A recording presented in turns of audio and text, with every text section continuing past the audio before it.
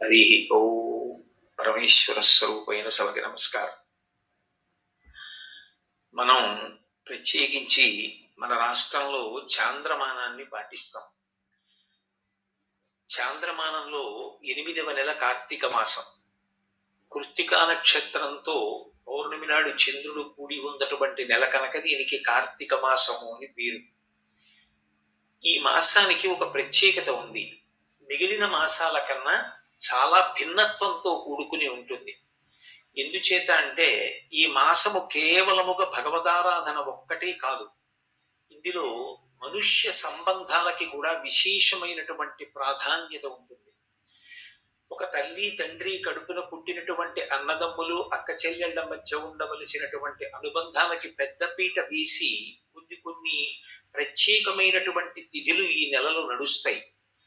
అలాగే మనకి ఉన్నటువంటి చాలా చాలా గొప్ప విశేషం ఏమి అంటే, పాము దగ్గర నుంచి ప్రతి జీవిలో కూడా భగవత్ తత్వాన్ని చూసి నమస్కరించడం అలవాటు. అలా ఈ మాసం దగ్గరికి వచ్చేటప్పటికి ప్రత్యేకంగా నాగుల్ని కూడా పూజ చేస్తారు. సరే, దీపానికి ఎనలేని ప్రఖ్యాతి. ఇది కాక వనభోజనాలు ప్రత్యేకంగా ఈ మాసంలోనే నడుస్తాయి. ఇన్ని విధాలుగా వైవిధ్యాన్ని సంతరించుకున్నటువంటి మాసం. గోపూజలు కూడా వీటన్నిటితో పాటుగా చాలా విశేషంగా జరిగేటటువంటి మాసం. శుక్లపక్షంలో ఒక తిథి, కృష్ణపక్షంలో ఒక తిథి ప్రత్యేకంగా గోపూజ కొరకు మాత్రమే ఏర్పాటు చేయబడినటువంటి తిథులు కలిగినటువంటి మాసం. శివకేశవుల మధ్య ఏ విధమైనటువంటి భేదభావాన్ని పాటించకుండా త్రయంబకుడన్న పేరుతో పరమశివుణ్ణి, దామోదరుడన్న పేరుతో శ్రీ మహావిష్ణువుని ఒకే స్వరూపంగా భావన చేస్తూ పూజలు చేసేటటువంటి మాసం కార్తీక మాసం. విశేషించి కార్తీక మాసానికి ఉండేటటువంటి లక్షణం, విశేషమైనటువంటి మంచు కురియదు. ఈ మాసం దాటిందనుకోండి శరదృతువు వెళ్ళిపోతుంది. ఎందుచేత అంటే ఆశ్వీజ మాసము కార్తీక మాసము ఈ రెండు శరదృతువు. శరదృతువు దాటిపోయింది అంటే హేమంత ఋతువు ప్రారంభం అయిపోతుంది. హేమంత ఋతువు ప్రారంభమైందంటే విశేషంగా మంచు పడడం మొదలవుతుంది. మంచు పడడం మొదలైంది అంటే అది జీవకోటికి ఆరోగ్యానికి అంత యోగ్యమైనది కాదు. అందరూ బ్రాహ్మీ ముహూర్తంలో లేచి అనుష్ఠానం చెయ్యడం కూడా అంత తేలికైనటువంటి విశేషం కాదు. గ్రీష్మ ఋతువు ఉందనుకోండి, విశేషమైనటువంటి తాపంతో ఉంటుంది. అందుకే అంత తాపంతో ఉండేటటువంటి కాలంలో భగవంతుని యందు మనసు నిలబెట్టి ఆరాధన చెయ్యడం కూడా అంత తేలిక కాదు. వర్ష ఋతువు ఉందనుకోండి, హోరున వర్షములు పడుతుంటే భగవదారాధన యందు మనసు నిలబెట్టడం, దేవాలయాలకి వెళ్ళడం, ప్రదక్షిణం చెయ్యడం, దీపాలు వెలిగించడం, అనేకమైనటువంటి పూజాదులను నిర్వర్తించడం సుసాధ్యమైనటువంటి విషయం కాదు. ప్రకృతి పరంగా ఆలోచించినప్పటికీ కూడా ఈ కార్తీక మాసంలో ఉన్నంత సౌలభ్యం, ఇప్పుడు ఉన్నటువంటి ఆనుకూల్యత మిగిలిన మాసములలో కనపడదు. ఇది శరదృతువైనటువంటి కారణం చేత పండు వెన్నెల కురుస్తూ ఉంటుంది. చంద్రుడు పరమ ఆహ్లాదకరంగా ప్రకాశిస్తూ ఉంటాడు. ఆకాశం అంతా చిన్న చిన్న తెల్లటి దూది పింజల వంటి మబ్బులతో నిండి ఉండి ప్రస్ఫుటమైనటువంటి కాంతి భూమి అంతటా కూడా ప్రసరించి ఉంటుంది. ఈ కాలంలో ప్రత్యేకించి రాత్రుల యొక్క నిడివి ఎక్కువగా ఉంటుంది, పగలు యొక్క నిడివి తక్కువగా ఉంటుంది. అందరూ కూడా ఉపాసన చెయ్యడానికి యోగ్యమైనటువంటి కాలం. మనకి ఋషులు దార్శనికులు. మనందరం కూడా ఋషులకు రుణపడిపోయాం. ఎందుకని అంటే ఋషులు కేవలం వాళ్ళు తరించడం కాదు, మనందరం కూడా తరించడానికి వీలుగా కాలాన్ని విభాగం చేసి మనకి అందించారు. అలా అందించినప్పుడు ఉపాసనని దృష్టిలో పెట్టుకుని, జంతువునాం నరజన్మ దుర్లభం కనుక నరుడిగా జన్మించినటువంటి వ్యక్తి భగవంతుని ఉపాసన చేసి భగవంతుణ్ణి పొందడానికి యోగ్యమైనటువంటి విభూతి ఏ కాలమునందు బాగా ప్రస్ఫుటమై ప్రసరిస్తుందో అటువంటి కాలమును గణన చేసి ఒక సంవత్సరాన్ని ప్రమాణంగా చేసుకుని దాన్ని రెండుగా విభాగం చేశారు. ఒకటి దక్షిణాయనం, రెండవది ఉత్తరాయణం. దక్షిణాయన పుణ్యకాలము అంటాం. ఎందుచేత అంటే దక్షిణాయనం అంతా కూడా ఉపాసన సంబంధమై ఉంటుంది. ఉపాసన అన్న మాటకు అర్థం ఏమిటంటే దగ్గరగా కూర్చుండుట అని. దగ్గరగా కూర్చుండుట అంటే ఏదో భౌతికంగా దగ్గరగా కూర్చోవడం కాదు, మనసులో భగవంతుడి గురించి చింతన చెయ్యడానికి ఎక్కువ అవకాశం ఉన్నటువంటి సందర్భం. లోపల ఏ పని చేస్తున్నా భగవంతుడి గురించినటువంటి స్మరణ ఉండాలి. ఏది జరుగుతుండనివ్వండి, అది భగవంతుడితో ముడిపడాలి. శంకర భగవత్పాదులు సౌందర్య లహరి చేస్తూ జపో జల్ప శిల్పం సకలమపి ముద్రా విరచన గతి ప్రాదక్షిణ్యా క్రమణమశనా జ్యౌతి విధి ప్రణామ సంవీశ సుఖమఖిలమాత్మార్పణ దృశా సపర్యా పర్యాయస్తభవతు ఎందే విలసితం అంటారు. ఒక మాట మాట్లాడుతున్నాను అనుకోండి, ఈ మాట మాట్లాడడానికి కావలసినటువంటి స్వరపీఠిక ఏ ఇతర ప్రాణుల యందు లేదు. కానీ మనుష్య జన్మ ఎత్తినటువంటి నాకు మాత్రమే పరమేశ్వరుడు అనుగ్రహించాడు. నేను మాట్లాడేటటువంటి మాట అందరి మనసులకు శాంతి కల్పించేదై ఉండాలి తప్ప, నేను మాట్లాడేటటువంటి మాట ఇతరుల యొక్క మనసుకు వ్యగ్రత కల్పించేది కాకుండుగాక. ఈ అనుగ్రహాన్ని నాకు పరదేవత ఇచ్చింది కాబట్టి దీన్ని నేను ఎప్పుడూ సద్వినియోగం చేసుకుంటాను అని మాట మాట్లాడే ముందు కానీ, మాట మాట్లాడిన తర్వాత కానీ మాట యొక్క గొప్పతనాన్ని తెలుసుకుని, ఆ మాట మాట్లాడగలిగినటువంటి ప్రాణి 84 లక్షల జీవరాశులలో నరుడు ఒక్కడేనని, అటువంటి నరుడిగా జన్మని పొందడానికి నాకంటూ ఒక ప్రత్యేకమైన పుణ్యం ఉందని తెలియకపోయినా భగవంతుని యొక్క నిర్హేతుక కృపాకటాక్ష వీక్షణము చేత మాత్రమే ఈ నరజన్మ లభించిందని, అటువంటి జన్మలో నాకు పరమేశ్వరుడు స్వరపేటికి నిచ్చినందుకు కృతజ్ఞుడనై దాన్ని నేను దుర్వినియోగం చేయకుండా సర్వకాలముల యందు కూడా దాన్ని సద్వినియోగం చేసుకుంటానని, పరదేవత ఇచ్చినటువంటి ఆ వైభవాన్ని ఆమె అనుగ్రహం కొరకే ఉపయోగించుకుంటానని నిరంతరం భావన చెయ్యడానికి పూజా మందిరంతో సందర్భం ఉండదు. ఎప్పుడూ పూజా మందిరంలోనే కూర్చోవలసినటువంటి అవసరం ఉండదు.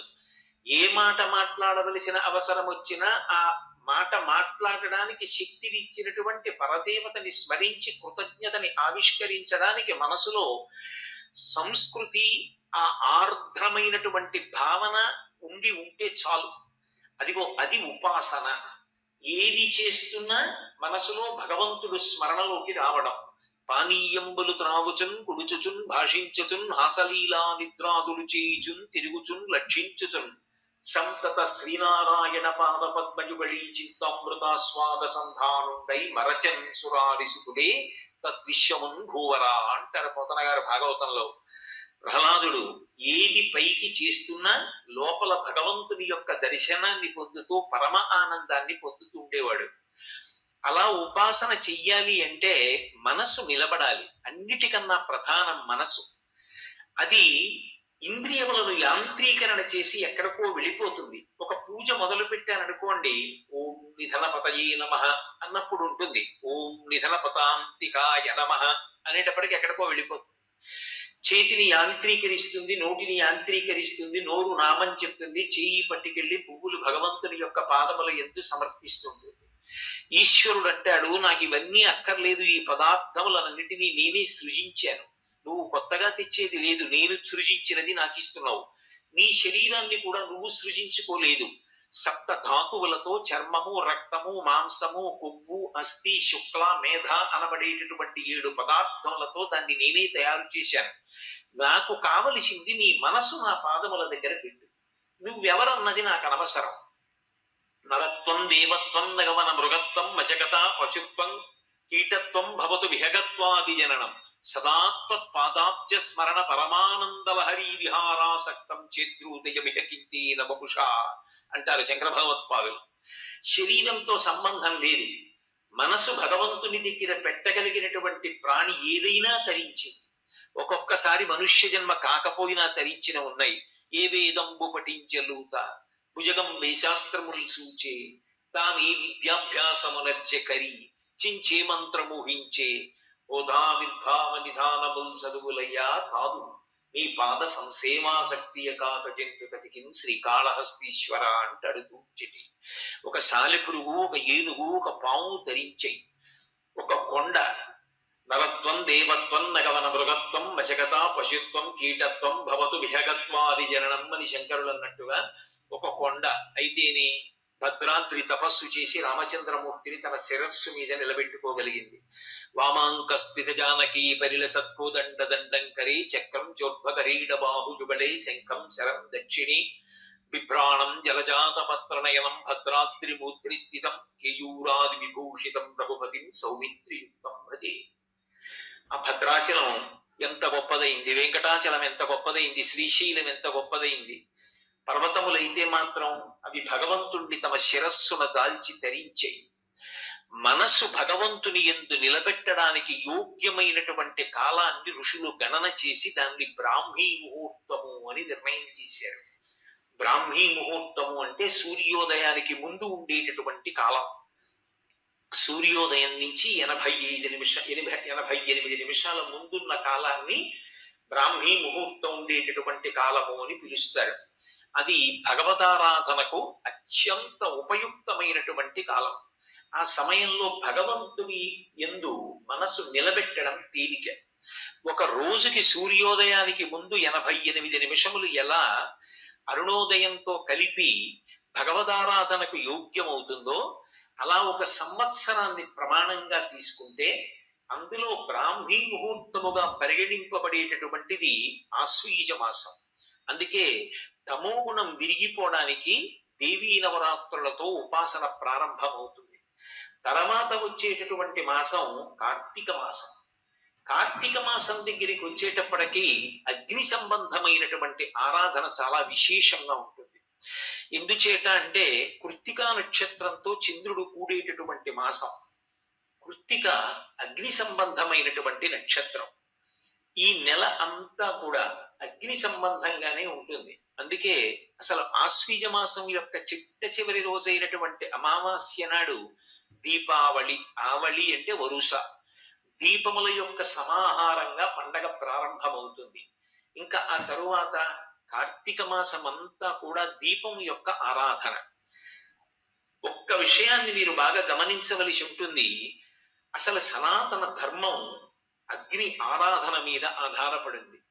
మిగిలిన ధర్మములకు సనాతన ధర్మములకు ఒక ప్రత్యేకమైనటువంటి వ్యత్యాసం ఉన్నది.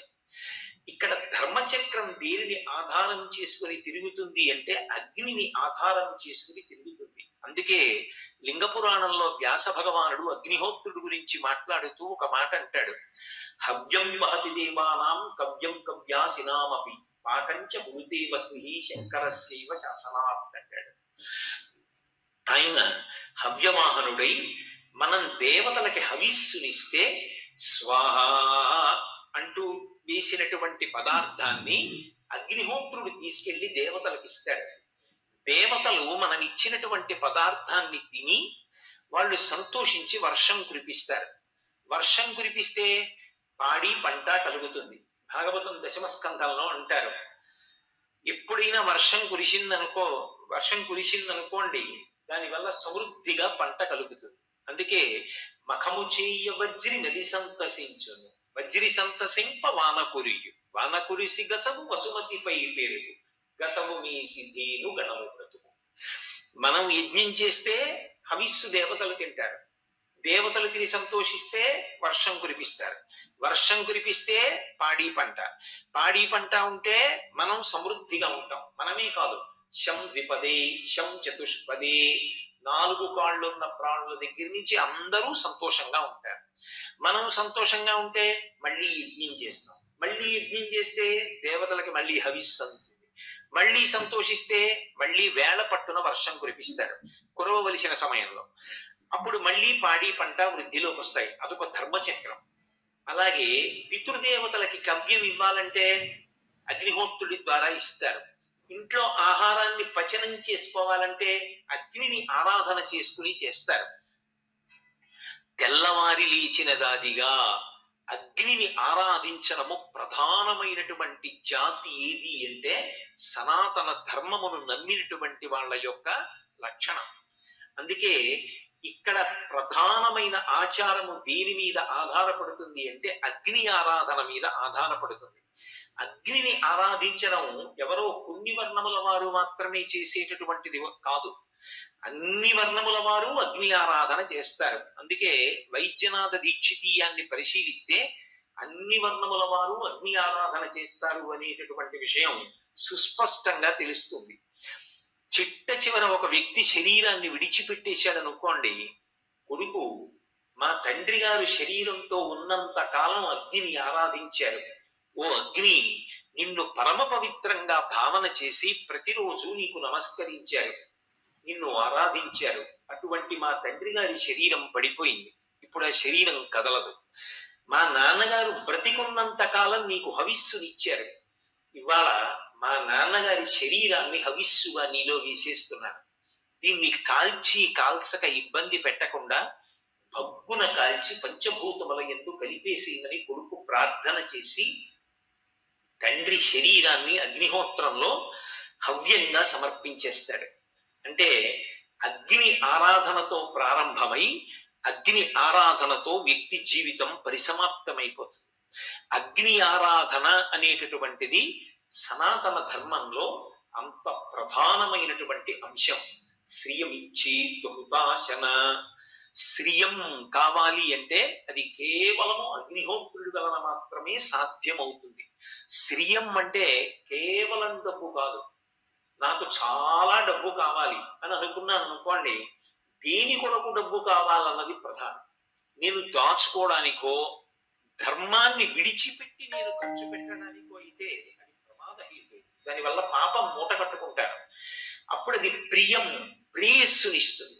కాదు, శ్రియం, నేను ధార్మికంగా సంపాదించాలి, ధర్మం నిలబెట్టడానికి ఖర్చు పెట్టాలి.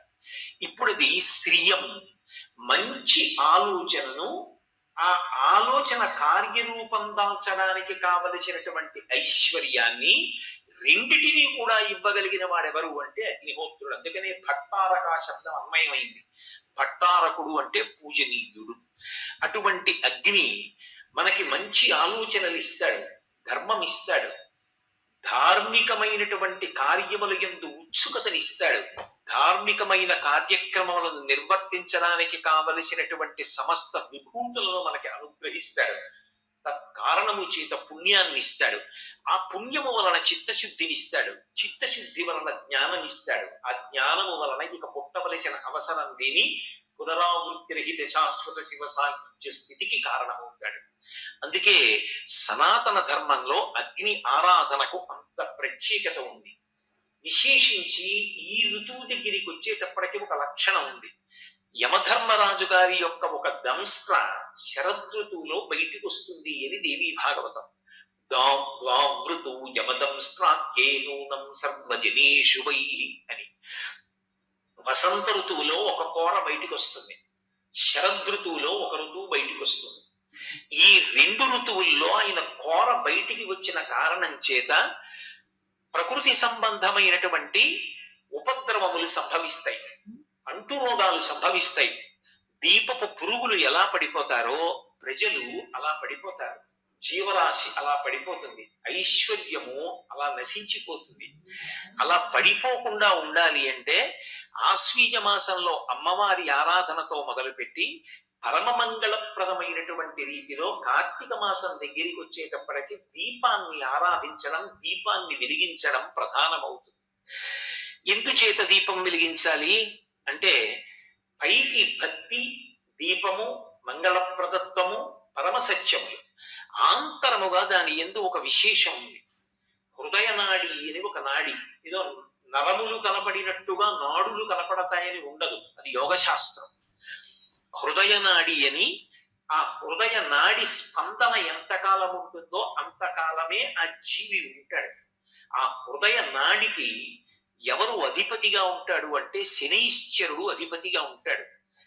శనైశ్చరుడు దేని చేత ప్రీతి చెందుతాడు అంటే నువ్వుల నూనె యొక్క దీపపు పొగ చేత సంతోషిస్తాడు. ఆయనకి నల్ల నువ్వులు కదూ మనం శనైశ్చర గ్రహానికి ప్రీతితో ఆరాధన చేసేటప్పుడు వినియోగించేది.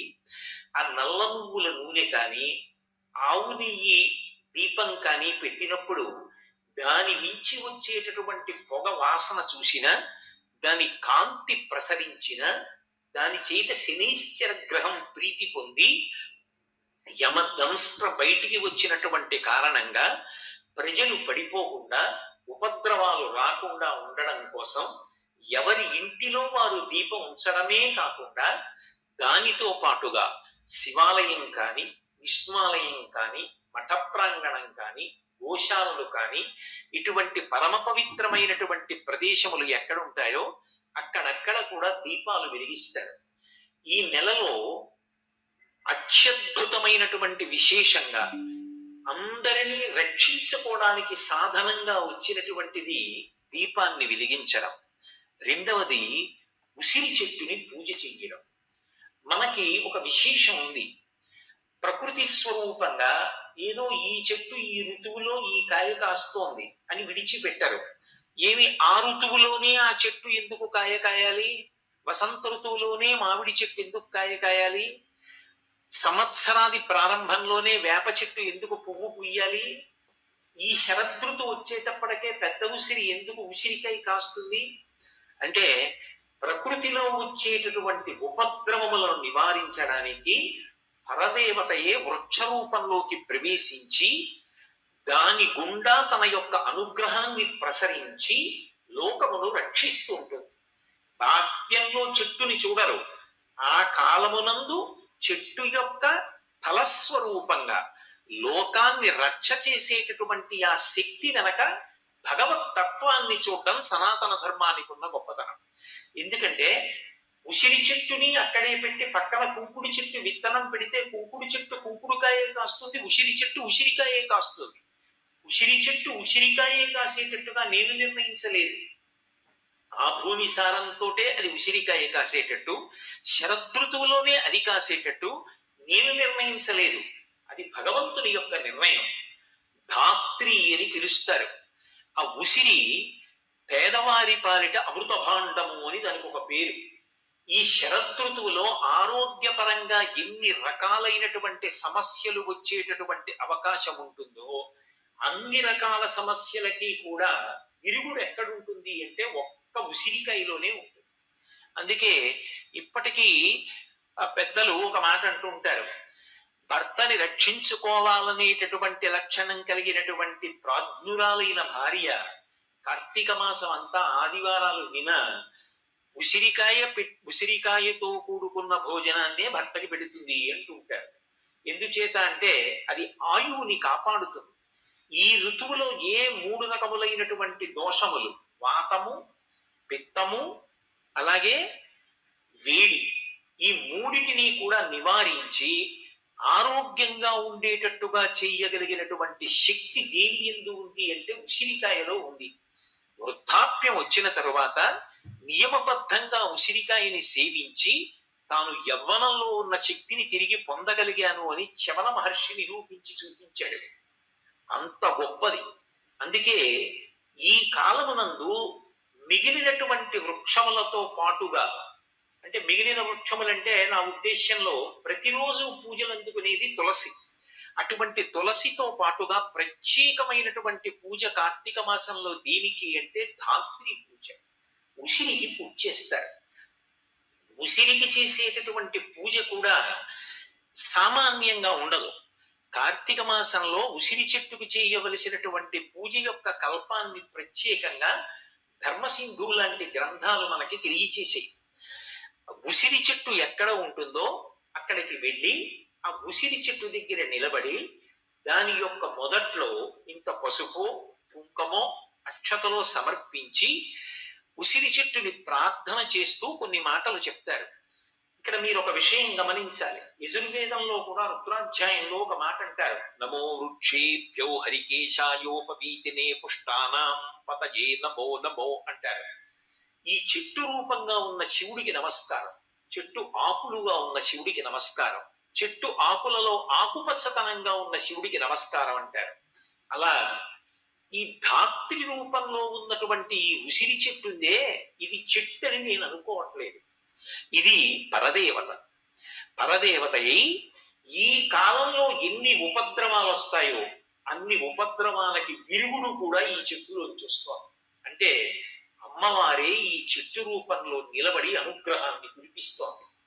ప్రత్యేకించి శరదృతువులో కార్తీక మాసంలో ఇంత అనుగ్రహాన్ని వర్షించేటటువంటి ఈ చెట్టు లోపల పరదేవతయే ఉండి ఇదిగో ఇలా అనుగ్రహిస్తోంది. అందుకే మొట్టమొదటనే ఏం చెప్తారంటే ధాత్రీదేవి నమస్తుభ్యం సర్వపాప క్షయంకరి పుత్రాం దేహి మహాప్రాజ్ఞే యశోదేహి బలంచమే. ఆ ఉసిరి చెట్టు దగ్గరికి వెళ్ళి నమస్కరించి మనం చెప్పవలసినటువంటి విషయాన్ని ఋషి దార్శనికుడై మన కొరకని మనం ఆ సమయంలో చెప్పలేకపోతామేమోనని ఆయనే మనకి అందించినటువంటి విశేషం. మేధాం ప్రజ్ఞాంచ సౌభాగ్యం విష్ణు భక్తించ శాశ్వతీం నీరోగం కురుమాం నిత్యం నిష్పాపం కురు సర్వదా. ఇది ఉసిరి చెట్టు దగ్గర కార్తీక మాసంలో తప్పకుండా చెప్పండి. ఒకవేళ ఎవరి ఇంటిలోనైనా ఉసిరి చెట్టు ఉందనుకోండి, వాళ్ళంత భాగ్యవంతులు ఎవరు ఉండరు. ఎందుకో తెలుసా? వాళ్ళు ఎక్కడికి వెళ్ళవలసిన అవసరం లేకుండా ఇంట్లో పూజా మందిరంలో ప్రతిరోజు గృహదేవతల్ని ఆరాధించిన తరువాత కార్తీక మాసంలో చక్కగా ఉసిరి చెట్టు దగ్గరికి వచ్చి ఈ శ్లోకాలు చెప్పవచ్చు. అందులో ఒక మాట అంటారు, అమ్మా ధాత్రీదేవి నమస్తుభ్యం. దేవి అంటే దేవు ప్రకాశించున్నది, నాకు కనపడకుండా లోపల పరదేవతానుగ్రహం ఉంది. అది ఈ మాంస చక్షువునకు గోచరం కాకపోవచ్చు. అమ్మలో అమ్మతనం ఉన్నట్టు, నాన్నగారిలో నాన్నతనం ఉన్నట్టు, గురువు గారిలో అభ్యున్నతి శక్తి ఉన్నట్టు, భగవంతుని యందు అనుగ్రహ శక్తి ఉన్నట్టు ఈ ధాత్రీ వృక్షమునందు పరదేవతానుగ్రహము నిబిడీకృతమై ఉన్నది. అటువంటి ధాత్రీదేవి నీకు నేను నమస్కరిస్తున్నాను. అమ్మా నువ్వు అపారమైన శక్తి కలిగిన దానివి. నా సర్వ పాపములను క్షయించి సర్వపాప క్షయంకరి. పాపమన్న మాటకు అర్థం జాగ్రత్తగా అర్థం చేసుకుని అభ్యున్నతిలోకి రావాలి అనుకున్నప్పుడు ఏ పనులు చెయ్యవద్దని పరమేశ్వరుడు చెప్పాడో ఆ పనులు చెయ్యడం, అటువంటి పనులు చెయ్యాలన్న ఉత్సాహం నాకు కష్టం. అటువంటి పనులు చెయ్యడం దోషం. కానీ అమ్మా ఏ కారణం చేతనో ఈ లౌల్యానికో చేశాను, ఆ దోషాన్ని తొలగించి ఇకపైన నాకు అటువంటి అనురక్తి కలగకుండా ఏ పనులు చెయ్యమని నువ్వు చెప్పావో ఆ పనులు చెయ్యడంలో నాకు ఉత్సాహం కలిగేటట్టు చెయ్యి. సర్వపాప క్షయంకరి పుత్రాంది. నాకు వంశం నిలబడాలి, నేను కన్యాదానం చెయ్యాలి, అందుకని నాకు కొడుకుని కూతుర్ని, కొడుకుంటే మనవణ్ణి మునిమనవల్ని, అమ్మా నా వంశం నిలబడేటట్టు అనుగ్రహించు. అంటే ఇప్పుడు మీరు ఒక్క విషయం గమనించండి, ఋషికి అనవసరపు విషయాలు చెప్పవలసిన అగత్యం లేదు. ఆయన బిరుదులు కోరుకోలేదు, ఆయన సన్మాన పత్రాలు కోరుకోలేదు, ఆయన తాంబూలాలు కోరుకోలేదు, ఆయన సభలన్నింటికి వెళ్ళి మాట్లాడాలని కోరుకోలేదు. ఆయన ఒకే ఒక ఉద్దేశ్యం, లోకాన్ని అనుగ్రహించడం. అటువంటి ఋషి ప్రోక్తమైన విషయముల యందు కూడా దోషం పట్టే ప్రయత్నం చెయ్యడం సంస్కారహీనత్వం. అందుకే ఋషి దార్శనికుడై మనకు అందిస్తున్నాడు. మనం ఏది చూడలేకపోయామో దాన్ని చూడగలగడం ఋషి యొక్క గొప్పతనం. కాలమునందు, దేశమునందు, వాతావరణమునందు, ప్రకృతి యందు ప్రకటనమయ్యేటటువంటి భగవద్ విభూతిని ఆయన లెక్కగట్టగలడు. 3 రోజుల తరువాత సముద్రంలో ఏర్పడేటటువంటి అల్పపీడనాన్ని ఒక రాడార్ ఎలా కనిపెడుతుందో, ప్రకృతిలో ఏ ఏ పదార్థముల నుండి భగవద్ విభూతి వ్యక్తమవుతోందో కనిపెట్టగలిగినటువంటి శక్తి ఋషి యందు ఉన్నది. ఒక రాడార్ యందు ఆ శక్తి ఉన్నది అని నువ్వు అంగీకరించగలిగితే, ఒక ఋషి యందు కూడా అటువంటి శక్తి ఉంటుంది అని అంగీకరించాలి. అది ఆయన మేధస్సు. నాకు లేదు కాబట్టి ఆయన యందు ఉండదు అని అనుకోవడం. నేను ఐఏఎస్ చదువుకోలేదు కాబట్టి ఐఏఎస్ చదువుకున్న వాళ్ళు ఉండరు అంటే ఎంత దారుణమో, నాకు ఆ శక్తి లేదు కాబట్టి ఋషి చెప్పినది తప్పడం అంకితం. కాబట్టి ఆ ఉసిరి చెట్టు యందు పరదేవతానుగ్రహము ప్రస్ఫుటమై ఉన్నది. కాబట్టి అమ్మా నువ్వు నా వంశాన్ని నిలబెట్టగలవు, కాబట్టి పుత్రాం దేహి, నాకు బిడ్డల్ని. అంతేకాదమ్మా, దానితో పాటుగా తల్లి మంచి పనులు చేసిన వాడు అన్న కీర్తిని నాకి. అంటే నా మనసులోంచి మంచి పనులు చెయ్యాలన్న సంకల్పాలు కలగాలి. ఆ మంచి పనులు చెయ్యడానికి నేను దృఢదీక్షతో నిలబడాలి. మహాత్మా గాంధీ గారంతటి వారు తన జీవిత చరిత్రలో రాసుకున్నారు, అసలు జీవితంలో ఎక్కువ రాళ్ల దెబ్బలు ఎవరు తింటారు అంటే, మంచి పనులు చేద్దామని ఎవడు నడుము కట్టుకుంటాడో వాడికే ఎక్కువ రాళ్ల దెబ్బలు తగులుతాయి. చెడ్డ పనులు చేద్దామనుకున్నవాడు వాడి బతుకే అంతా అని వదిలేస్తాడు. కానీ మంచి పనులు చేద్దామని నిలబడిన వాడు ఉంటాడే